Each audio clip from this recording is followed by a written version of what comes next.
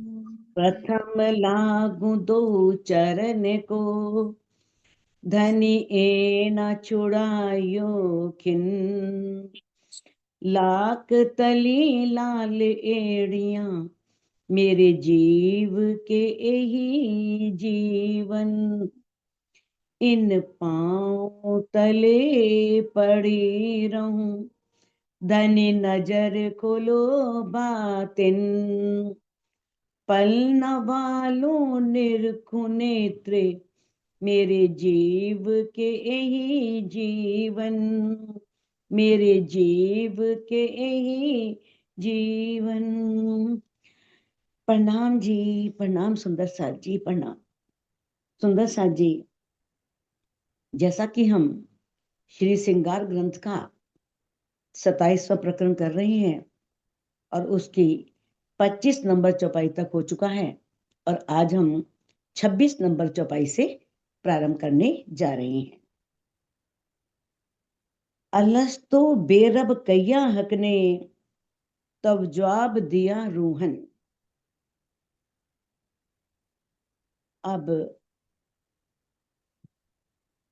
इंद्रावती जी, जिनके हृदय में स्वयं साक्षात धामधनी अक्षरातीत का आवेश विराजमान है, आवेश स्वरूप में विराजमान है, वो कह रही हैं अलस्तो बेरब कैया हक ने, कि जब हम परम धाम से हमारी सुरता, हम नहीं, जब हमारी सुरता परम धाम से इस माया के ब्रह्मांड में आ रही थी, तब धामधनी अक्षरातीत ने क्या कहा था? अलस्तो बेरब कैया, क्या मैं तुम्हारा खामंद नहीं हूं? कि मैं तुम्हारा खामंद हूं, मैं तुम्हारा कसम हूं, मुझे भूल मत जाना। तब जवाब दिया रूहन, तब रूहों ने जवाब दिया था, वले न भूले हम, कि हम आपको बिल्कुल भूलने वाले नहीं है। कहते कोई, अब वहां पर जो है, जो रूहें हैं धामधनी अक्षरातीत के चरणों में बैठी हुई हैं मूल मिलावे में, और उन पर फरामोशी है। तब उस समय कौन जवाब देता? कोई और होवे तो दे वही, एक फुरमान कहे सुकन। कुरान में ये बात कही हुई है, कुरान में ये साक्षी है, ये बताया गया है कि वहां पर कोई है ही नहीं। परमधाम में एक राजी हैं, एक श्यामा जी हैं और सखियां हैं। अब राजी कह रहे हैं श्यामा जी और सखियां, उन पर फरामोशी है, और तो कोई है ही नहीं। कोई हो तो वो उत्तर भी देता। तो इस सवलीला अद्वैत जो परमधाम है, सवलीला अद्वैत जानते हो ना अच्छी तरह से, कि जहां पर वो स्वयं ही लीला रूप में है, वो राजी हैं। जब हकीकत होती है, कहीं भी कोई लीला होनी होती है, तो सब कुछ राज्य के मार्फत स्वरूप हृदय से ही प्रकट होता है। तो वहां पर कोई और है ही नहीं, स्वयं पूर्ण ब्रह्म परमात्मा अक्षरातीत उस परम ब्रह्म में है, उस परम धाम में है, उसके अलावा और कोई भी वहां पर नहीं है। तुम रूहे जात नासूत में, जाओगे मुझे भूल। अब राज्य ने परमधाम में सभी ब्रह्मात्माओं से कहा कि तुम उस मृत्युलोक में जा रही हो, जाओगे मुझे भूल, और उस मृत्युलोक में जाकर के तुम मुझे भूल जाओगे, तुम्हें मेरी याद नहीं रहेगी। अब परमधाम में तो ये बातें लग रहा था कि नहीं, ऐसा हो ही नहीं सकता।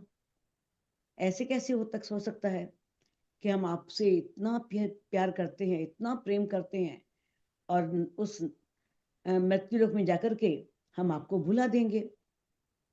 लेकिन अब पता लगता है कि वास्तव में वो सब बातें सत्य थी, कि किस तरह से माया ने अपना प्रभाव दिखाया, माया का जोर बढ़ा, और सभी भूल गए अपने घर को, कि हमारा घर कौन सा है और हमारे आत्मा के प्रीतम कौन है। कहती है तब तुम ईमान ले आइयो, मैं भेजूंगा रसूल। कहते तब तुम ईमान ले आइयो, तब तुम ईमान ले आना, ईमान में नहीं, विश्वास। मैं भेजूंगा रसूल, मैं तुम्हारे पास रसूल भेजूंगा। तो यहाँ पर रसूल शब्द जो आया है वो मोहम्मद साहब के लिए नहीं आया, ये आया है धनी श्री देवचंद जी के लिए, क्योंकि धनी उन्होंने उनके तन में किसे भेजा, सुंदरबाई को, श्यामा जी को। तो वो आकर के तुम्हें मेरी पहचान कराएंगी और तुम उनकी बातों पर विश्वास ले आना, ऐसा धनी ने सभी ब्रह्मात्माओं से कहा था। जैसा कि प्रकाश हिंदुस्तानी के दूसरे प्रकरण में आया भी है, सुंदरबाई इन फेरे आए हैं सात कारंजे, भेजे धनिये आवेश दे के, अब न्यारे न हुए एक खिनजी। कि किस प्रकार से दामदनी अक्षरातीत ने अपनी ब्रह्मात्माओं के कारण ही सुंदरबाई को इस जागने के ब्रह्मांड में भेजा। अब कहते हैं कि वो हमें हम धनी की पहचान कराने के लिए आई हैं श्यामा जी, जबकि श्यामा जी को भी नहीं पता धनी अंदर है, खोज कर रही हैं। लेकिन जब वही बात है ना, धनी तो सबके अंदर हैं, सबको पता है कि धनी ने रूहों के दिल को ही अर्श कहा है, और ये भी सुनते हैं, ज्ञान दृष्टि से सभी जानते हैं कि धामधनी अक्षरातीत परम धाम में नहीं है, मूल मिलावे में नहीं है। इस मूल मिलावे में तो है ही, वो तो देखो हर जगह है, लेकिन वो यहाँ पर सभी रूहों के दिल में भी विराजमान है, ये सब जानते हैं। कहते हैं निमक तो न्यारा है नहीं, लागत नहीं पल। कहते हैं कि वो हमसे एक पल के लिए भी अलग नहीं है। अगर ये बात हम अपने अंतस्करण में स्वीकार कर ले, हमारा अंतस्करण इस बात को पूर्ण रूप से मान ले, तो एक पल भी नहीं लगेगा। अंदर तो है सही, पर दाज ना जाए बिना मिल। वो अंदर तो है, पर जो उससे मिलने की एक अग्नि है, विराग्नि है, वो तभी बुझती है जब वो मिलता है। जैसे धनिश्री देवचंद जी के अंदर विराजमान है, खोज कर रहे हैं, कहाँ कहाँ जा रहे हैं, विश्वास तो हो गया ना। जैसे ही घर से निकले, अभी बारात के पीछे जा रहे हैं, बारात तो चलेगी बहुत आगे, रास्ते में स्वयं धामधनी अक्षरातीत उन्हें पठान के वेश में मिलते हैं। अब उन्हें वही विश्वास हो गया कि मैं कहीं भी जाऊं वो मेरे साथ है, मैं उसे ढूंढ ही लूंगा। लेकिन स्वयं धामधनी अक्षरातीत ने उन्हें कांजी भट्ट के मंदिर में जब वो भागवत सुन रहे थे, दीदार दे करके जब प्रश्न किया कि नार तू कौन खसम की, डर कर कहो वचन, तू कौन इताई क्यों कर, कहाँ है तेरा वतन। कि तू कौन है, यहाँ क्यों आई है, तेरा वतन कौन सा है, तो किसकी प्रीतमा है, किसकी अर्धांगिनी है, जरा अपने वचनों को दृढ़ करके ही बताओ। तो सुंदरबाई भी नहीं बता पाई, बस इतना कह दिया कि मेरी आत्मा गवाही दे रही है कि तुम मेरी आत्मा के प्रीतम हो, लेकिन कौन हो नहीं जानती। स्वयं धनी ने पहचान कराई। तो अब श्यामा महारानी को दीदार दिया, आकर के अंदर विराजमान हो गए, थे विराजमान, लेकिन जैसे मिराज ठाकुर जी के अंदर दो, यानी कि 12 में ही वो आ गए थे अंदर। लेकिन कब उन्हें पता लगा, जब वो 15 में नजरबंद थे, जब उन्हें स्वयं धनी ने दर्शन दिए, श्यामा महारानी के रूप में दर्शन दिए, तब उन्हें कितना विलाप आया, कितना विरह आया। कहते मेरे धनी धाम के दुल्हा, मैं कर ना सकी पहचान, अब रहूं मैं याद कर जो मारे हेत के बान। तो वो कितना विरह करते हैं कि मेरे सामने मेरे धनी थे, लेकिन मैं पहचान नहीं कर सकी, मैंने पहचाना नहीं। इंद्रावती जी किस तरह से विलाप कर रही हैं। तो अब वो कहते हैं कि वही बात हम रूहों के साथ है, दामदनी अक्षरातीत ने हमें ये ब्रह्मवाणी दी।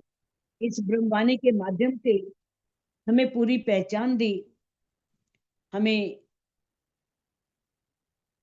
पार ब्रह्म की, परम धाम की पूरी पहचान दी। लेकिन फिर भी कई बार हमारा विश्वास डामाडोल हो जाता है। और वाणी कहती है, विश्वास करीने दोषी जे तारतम का फल ले सीते। जो विश्वास करके दौड़ेगा उसे ही इस वाणी का फल मिलेगा, अन्यथा नहीं मिलेगा। तो कहते हैं, तब तुम ईमान ले आइयो, मैं भेजूंगा रसूल। मैं संदेशवाहक के रूप में क्षमा महारानी को भेजूंगा और तुम उनकी कही बातों पर विश्वास ले आना। कहते हैं ना, ये रसना श्यामा जी की पिलावत रस रब का। ये जो वाणी है ये किसकी है? श्यामा जी की है। श्यामा जी है कौन? धनी का दिली तो है, और पिलावत रस रब का। और वो इस वाणी में किसका रस पिला रही हैं? उस पूर्ण ब्रह्म परमात्मा अक्षरातीत का की वाणी का रसपान हमें करवा रही हैं। कहते हैं, तुम माहो माहे रहियो साहिद, इत मैं भी साहिद हूं। अब धामधनी, अब परम धाम में कोई और है तो नहीं जिससे कोई गवाही दिलवाए, कोई साक्षी हो। साक्षी भी किने बनाया है? सभी रूहों को। कहते हैं, तुम माहो माहे रहियो साहिद, तुम आपस में एक दूसरे की गवाह रहना। और मैं भी शाहिद रहूंगा, मैं भी गवाह रहूंगा, मैं भी साक्षी दूंगा कि इस जगह मैंने आपको ये बताया, इस जगह मैंने आपको ये पथ प्रशस्त किया, मैंने आपका यहाँ मार्गदर्शन किया। और फिर तुम भी कहोगी, हाँ भाई किया तो था। सब मानेंगी इस बात को। कहते हैं, अब तुम जो हो आपस में एक दूसरे की साक्षी देना, और मैं भी साक्षी रहूंगा, गवाह रहूंगा। ए जिन भूलो तुम सुकन, मैं फुरमान भेजो तुमको। अब मेरी इन बातों को तुम ना भूलना। ये है ना जिन, जिन मैंने मत भूलना।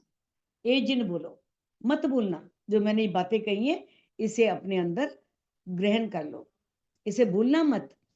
अगर मैं फुरमान भेजूं तुमको, और मैं फिर तुम्हें जगाने के लिए फुरमान भेजूंगा।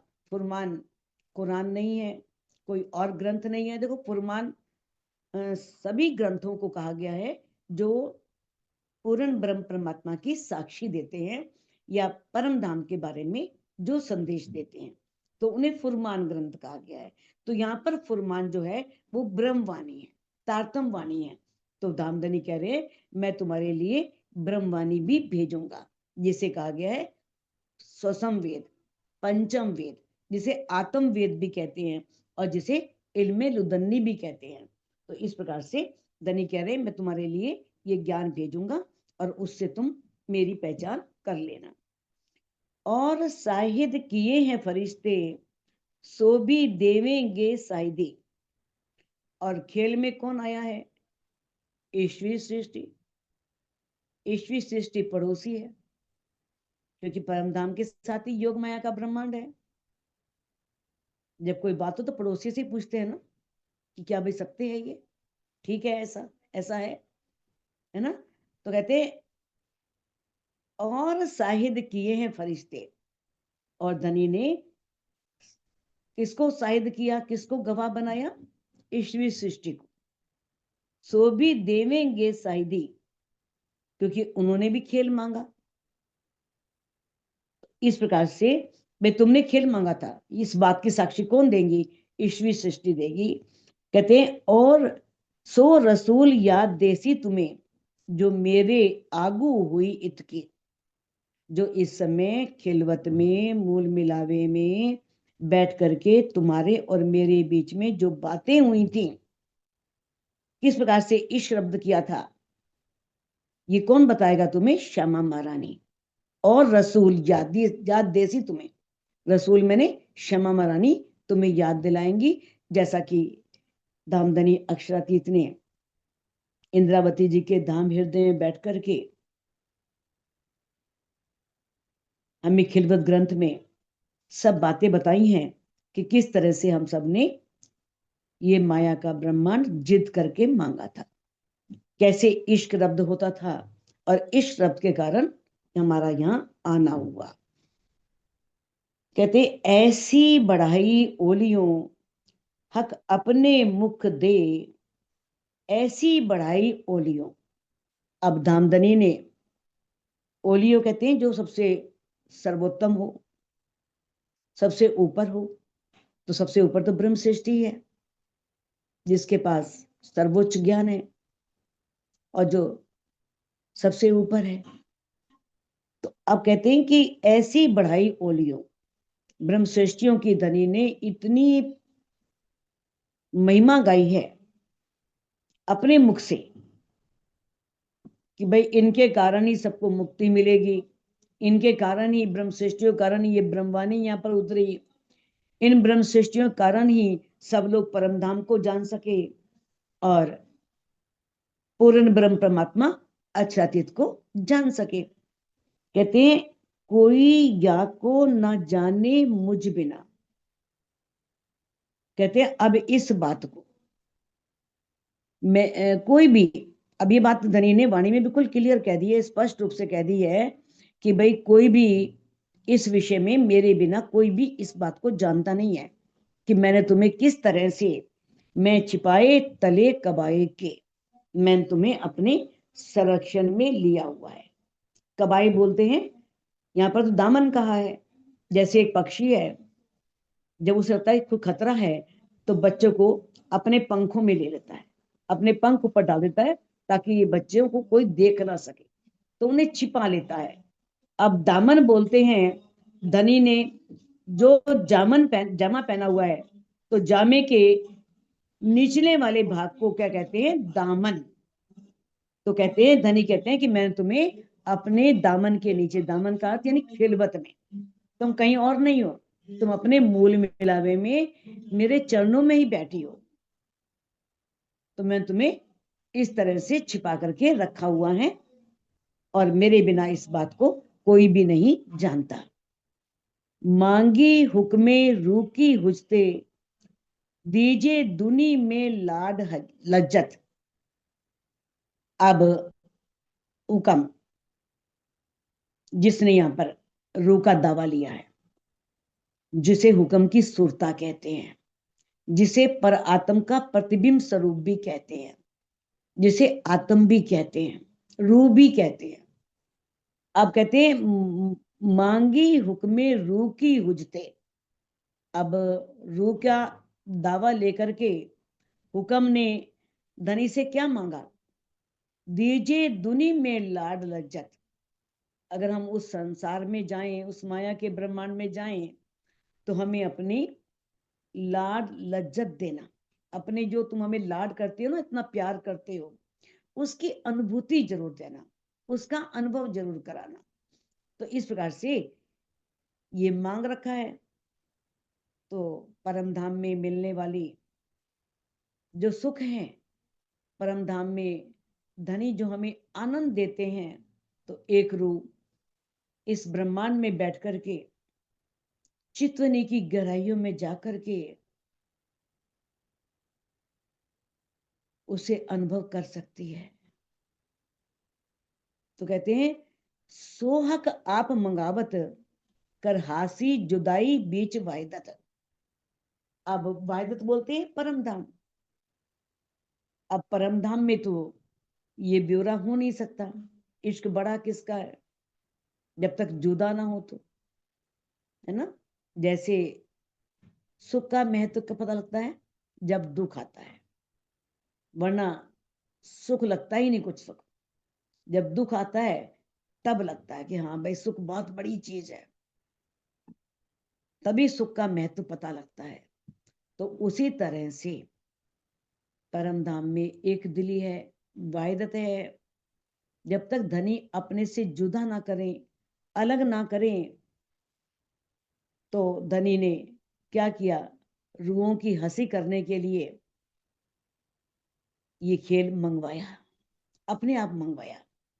पहले लई हके दिल में, पीछे आई माहे नूर, ता पीछे हादी रूहन के, योकर हुआ जहूर। सबसे पहले धनी ने अपने दिल में लिया, जो इस खेल का महा कारण है। ता पीछे आई माहे नूर, किस तरह से अक्षर ब्रह्म तीजी भूमि की परशाल में जब धनी का दर्शन करने के लिए आते हैं, कैसे धनी ने दिल में लिया था, तो उस दिन पूरा मुंह घुमा करके अक्षर ब्रह्म का प्रणाम स्वीकार करते हैं। और अक्षर ब्रह्म देख लेते हैं कि यहाँ पर तो और भी रूहें बैठी हैं, और ये जो धामधनी है, ये परम धाम में इनके साथ लीला क्या करते हैं। ये दिल में इच्छा पैदा हो गई। जब अक्षर ब्रह्म ने देखा, बाकी दिन तो धनी मुंह घुमाते ही नहीं थे, बस जरा सा इशारे से प्रणाम स्वीकार कर लेते थे। लेकिन उस दिन जैसे ही मुंह घुमाया, तो रूहों ने भी देख लिया कि बाहर कोई है। भाई, इस परम धाम में ये पर पुरुष कौन है। हम तो समझते थे कि राज्य के अलावा कोई है ही नहीं यहाँ पर। तब वो कहते हैं कि मेरा ही अंग है, ये सत्ता के ब्रह्मांड को बनाता है और मिटाता है।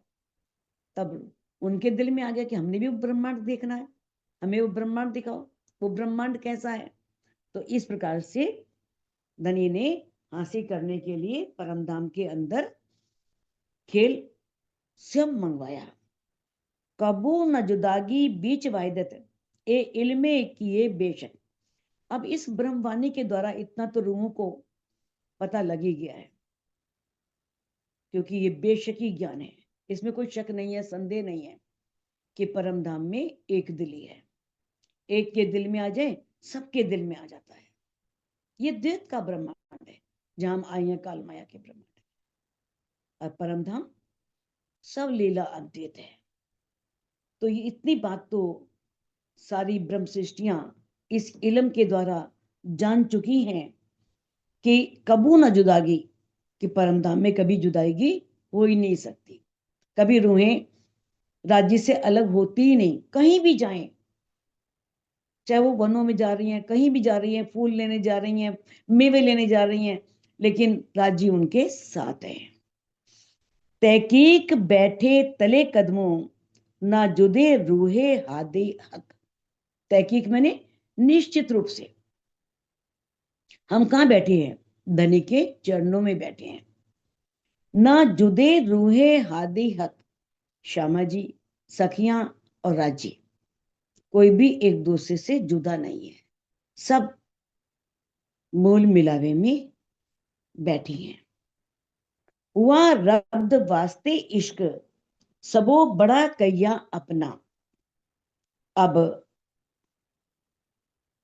परमधाम में अनादिकाल से ये प्यार भरी बहस हुआ करती थी, झगड़ा नहीं,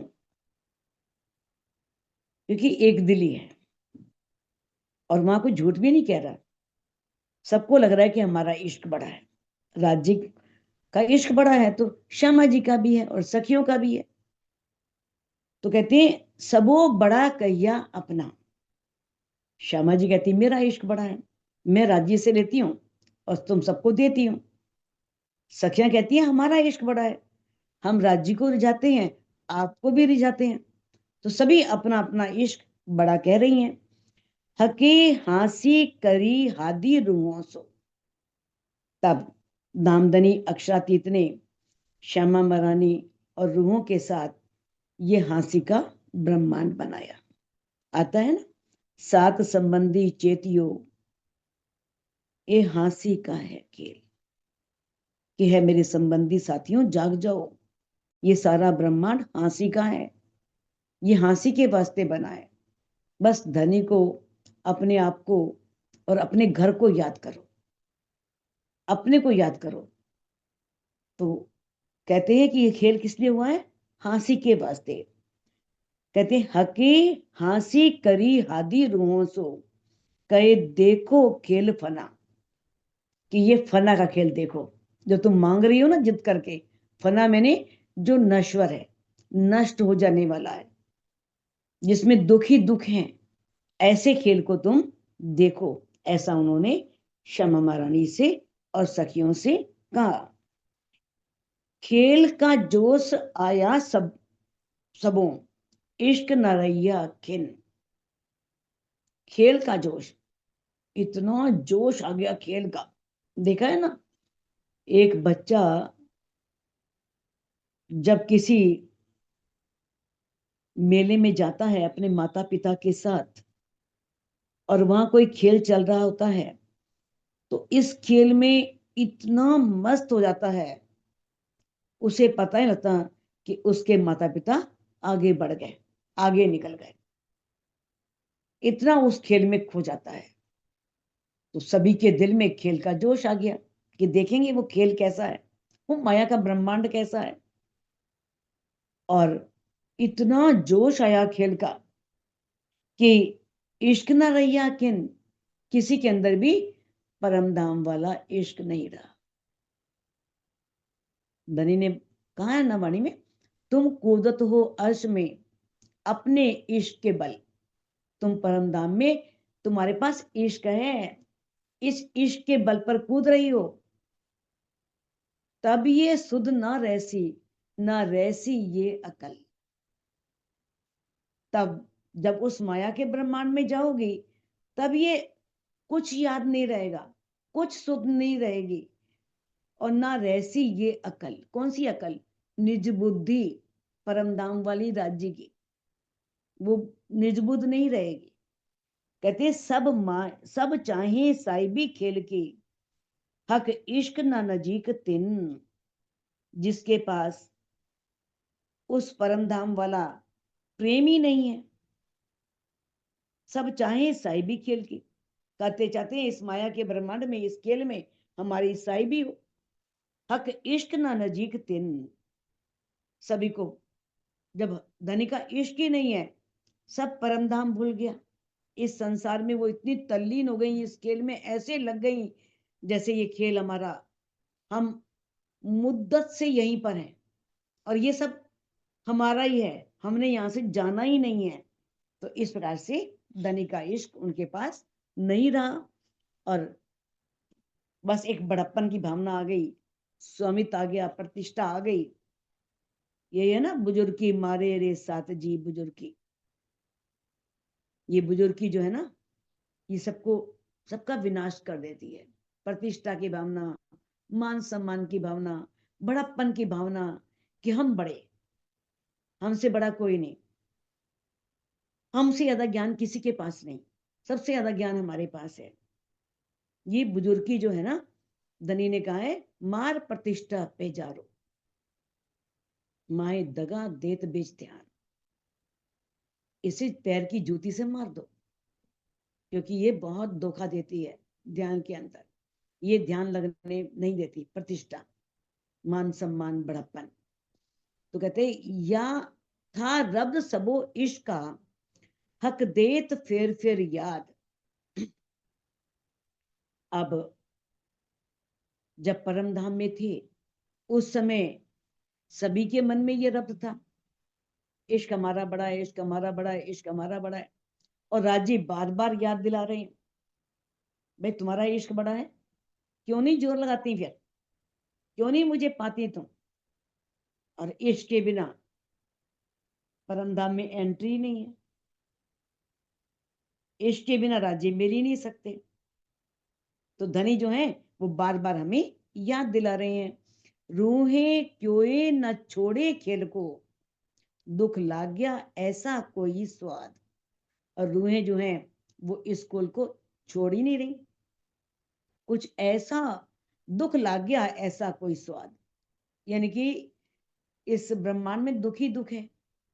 और ऐसा रूहों को, ऐसे दुखदाई संसार में इतना स्वाद आने लगा, इतना आनंद आने लगा कि वो इस झूठे संसार को छोड़ना चाह ही नहीं रही, इसे वो छोड़ ही नहीं रही। जब देखिए सामी खेल के, तो बीच पड़ियो ब्रह्मांड। अब इंद्रावती जी कहती हैं कि जब खेल की ओर देखते हैं, बैठे धनी के चरणों में, धनी अपने दिल पर दिखा रहे हैं आंखें खुली हैं, राज्य नहीं दिख रहे, परम नाम नहीं दिख रहा। क्या दिख रहा है? ये माया का ब्रह्मांड, और बीच पड़ियो ब्रह्मांड। भाई इतना बड़ा एक रूह के और धनी के बीच में ये ब्रह्मांड का पर्दा आ गया। इतना बड़ा ब्रह्मांड, ये पर्दा है माया का पर्दा। ऐसी जुदागी हक अर्श के और खेल वजूद जो पिंड, तो इस संसार में और परम धाम में ये जो हमारा 5 तत्वों से बना हुआ शरीर है, इस तन में सुरता आ गई। तो इस प्रकार से यहाँ आ जाने से धामधनी में और परम धाम से हमारा इतना वियोग हो गया। ऐसी जुदागी हक अर्श के, हक मैंने राज्य से, अर्श मैंने परम धाम और राज्य से ऐसी हमारी जुदाईगी हो गई कि हमें कुछ भी दिख नहीं रहा। ना परम धाम दिख रहा है, ना धामधनी दिख रहे हैं, और ना ही हमारी परात्म हमको दिख रही है। और ये सब कुछ देख लाना ही आत्म जागृति है। अगर हम चितवन के माध्यम से चितवन की गहराइयों में जाकर के अपने दिल में धामधनी की शोभा श्रृंगार को बसा करके और उस धामधनी और अपने घर के प्रति वो प्रेम ला करके, विरह लेकर के आते हैं, जब हमें वो झलक मिलती है, वो दिखता है, तो यही इस ब्रह्मांड में आत्मा की जागनी है। कहते हैं हक इल्मे ए पिंड दिखे, देखिए ए पिंड बीच अरस्तन। अब हक इल्मे, ये जो ब्रह्मवाणी है, ब्रह्मवाणी का ज्ञान है, यही हक इल्म है। अब धामधनी ने इस ब्रह्मवाणी के ज्ञान दृष्टि से जब हम देखते हैं, पिंड मैंने इस शरीर को देखते हैं, तो पिंड बीच अरस्तन, इस शरीर के अंदर हमारे धाम हृदय में परात्म की तन है, परात्म की सुरता है, वो दिखाई देती है, यानी कि वो अंदर है। एक जरा जुदाईगी ना रही अर्श वायदत बीच वतन।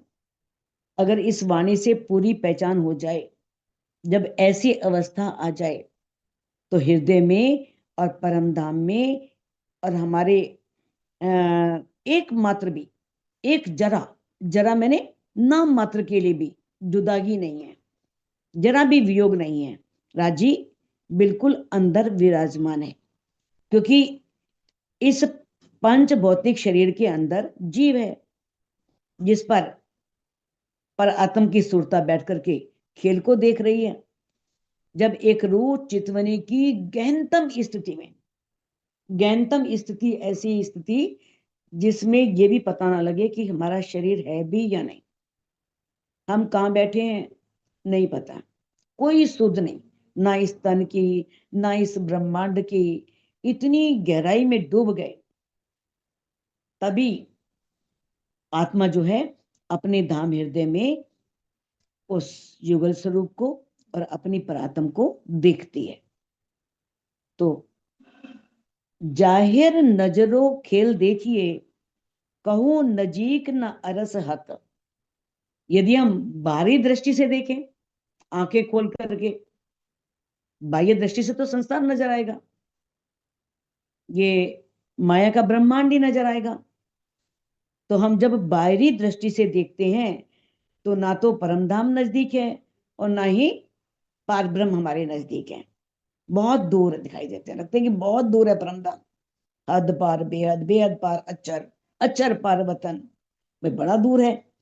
लेकिन जब वाणी के द्वारा ज्ञान लेकर के देखते हैं, तो लगता है हग नजीक सहरग से, कि धामधनी तो श्वास की नली से भी अधिक नजदीक है। तरफ भी ना पाई किनो बीच इन 14 तबक। इस 14 लोक के ब्रह्मांड में कोई परम धाम का रास्ता ही नहीं जानता। बताए कौन? श्यामा महारानी को कौन बताए? कहां कहां गई वो? कितने महीने खोज की उन्होंने कच्छ में, किस तरह से कितनी खोज करते हुए वो पहुंची कांजी भट्ट के मंदिर में। कैसे उन्होंने 14 साल निष्ठाबद्ध भागवत सुनी, तब जाकर के उनको दर्शन प्राप्त हुए। तो इस ब्रह्मांड में वो भी कांजी भट्ट को कोई सुध नहीं है, ये तो वो एक रूह थी और उस धामधनी से उनका अनादिकाल का संबंध था, निस्बत थी, जिस कारण से उन्होंने दीदार दे करके सारी वास्तविकता समझाई। कितनी लंबी वार्ता हुई मां पर, किस तरह से धनीश्री देवचंद जी ने सारी शुरू से आखिर तक कैसे कहाँ कहाँ भटकी, कैसे कहाँ कहाँ गई, किसी ने कुछ बताया ही नहीं, परम धाम के बारे में, राज्य के बारे में कोई जानता ही नहीं था। तो इस 14 लोक के ब्रह्मांड में उस तरफ का कोई जानता ही नहीं है, पता ही नहीं किसी को। जब ते पैदा भई दुनिया, रही दूर दूर थे दूर। जब से ये सृष्टि बनी, परमधाम हमेशा दूर ही दूर रहा है। तभी यजुर्वेद में कहा है ना, दूरात दूरे च अंतिकात अंतिके च। वो दूर है तो बहुत दूर है, और पास है तो बहुत पास है। जब तक ज्ञान नहीं तो बहुत दूर है परमात्मा, बहुत दूर है। जैसे ही ज्ञान चक्षु खुलते हैं तो लगता है वो तो अंदर ही विराजमान है, अंदर ही तो है, बहुत नजदीक है। फना बका को ना पहुंचे ही, ताते कोई ना हुआ हजूर। ये फना का ब्रह्मांड, ये नश्वर ब्रह्मांड अखंड परमधाम तक नहीं पहुंच सकता। यहाँ के जीव वहां नहीं पहुंच सकते, इसीलिए कोई भी उस धामधनी को देख नहीं सका, उनका दर्शन नहीं कर सका, क्योंकि नश्वर ब्रह्मांड के लोग अखंड परमधाम तक पहुंचते ही नहीं। अक्षर ब्रह्म की 5 वासनाओं ने कितना बल किया, फिर भी वो योग माया के ब्रह्मांड में कि कबीरदास जी केवल ब्रह्म तक ही पहुंचे। बताओ, उन्हें ही अक्षरातीत मान लिया, वो भी आगे का नहीं जान सके। उन्होंने भी कह दिया, चलते चलते पग थका, नगर रहा नो कोस, बीच में डेरा पड़ गया, कबीरा किसको दे दोष। जिस घर में अबला बसे, बहे प्रेम के पूर, कह कबीर सुनो भाई साधु, वह घर मुझसे दूर। तो कहते हैं, दो गिरो उतरी दो अरस से। अब दो गिरोह मैंने दो समुदाय, दो समूह, एक ब्रह्म सृष्टि और एक ईश्वरी सृष्टि। ये दोनों अलग अलग अपने परमधाम, अपने अरसों से उतरी। ब्रह्म सृष्टि उतरी परमधाम से, और ईश्वरी सृष्टि अक्षरधाम योग माया के ब्रह्मांड से। रूहें और फरिश्ते, रूहें मैंने ब्रह्म सृष्टि, फरिश्ते मैंने ईश्वरी सृष्टि।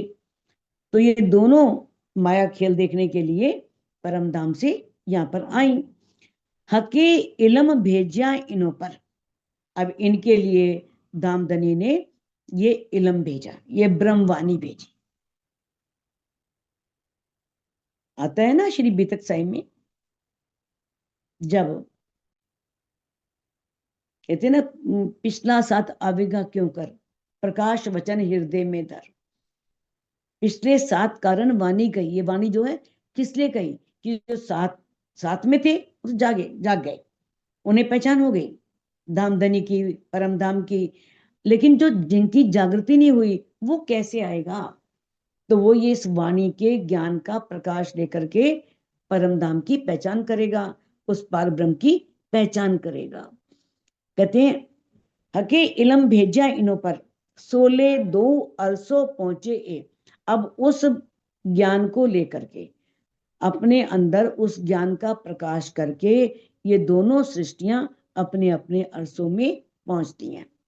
ब्रह्म सृष्टि परमधाम में और ईश्वरी सृष्टि योग माया के ब्रह्मांड में। आए फरिश्ते नूर मकान से, अरस अजीम मकान रूहन। ईश्वरी सृष्टि कहां से आई है, नूर मकान से, अक्षरधाम से। और अर्श अजीम मकान रूहन, और रूहों का जो घर है वो क्या है, परमधाम।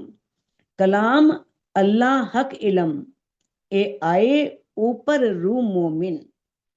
अब कुरान, कलाम अल्लाह मैंने कुरान, और हक इलम मैंने ब्रह्मवाणी, तारतमवाणी।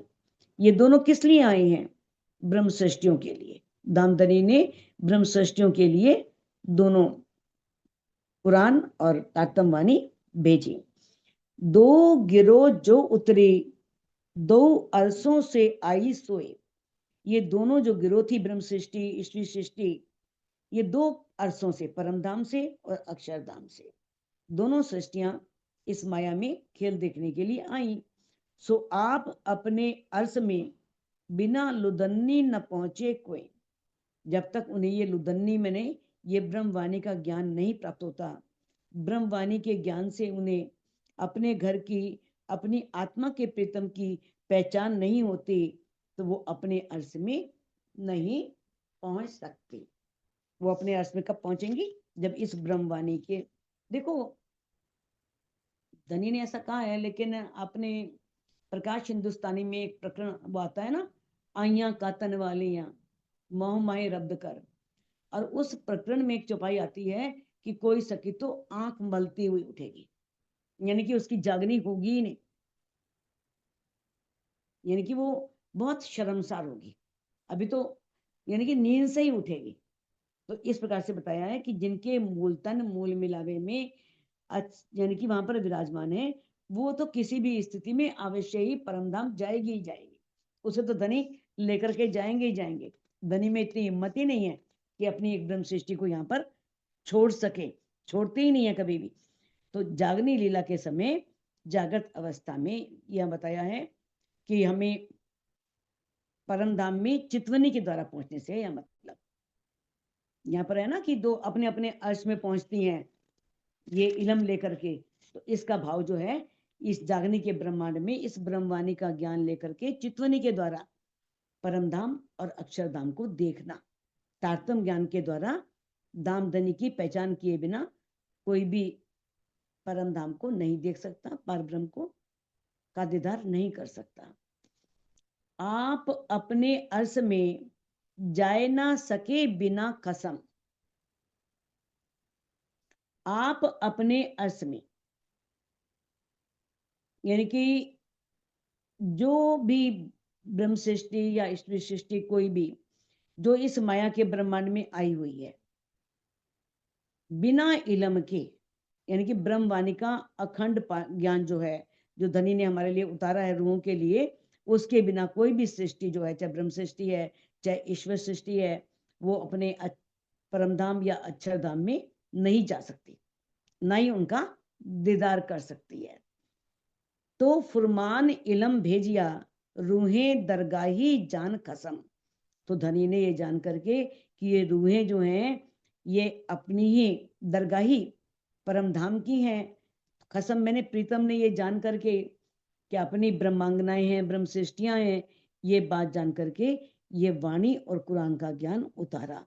कुरान किस लिए? साक्षियों के लिए, ब्रह्मवाणी पहचान कराने के लिए, और कुरान के द्वारा अनेक साक्षियां दी कि वास्तव में परमधाम ऐसा है, परमधाम परब्रह्म ऐसे हैं, और परमधाम में कैसे मोहम्मद साहब गए, उन्होंने देखा, उनका दीदार किया, सारी बातें उसमें दी हुई हैं। तो इसलिए दोनों वाणी, कुरान और ये ब्रह्मवाणी धनी ने रूहों के लिए उतारी, क्या जान करके कि इनसे मेरा अखंड संबंध है। तो सुंदर साथ जी इस चौपाई को अनम्यूट करके आप दोहरा सकते हैं। आप अपने अर्श में, आप अपने अर्श में हाँ, जाए ना सके बिना इलम, जाए न सकी बिना इलम, तो फुरमान इलम भेजिया, तो फुरमान इलम भेजिया, रूहें दरगाही जान कसम, रूहें दरगाही जान कसम। बोलो श्री प्राणनाथ।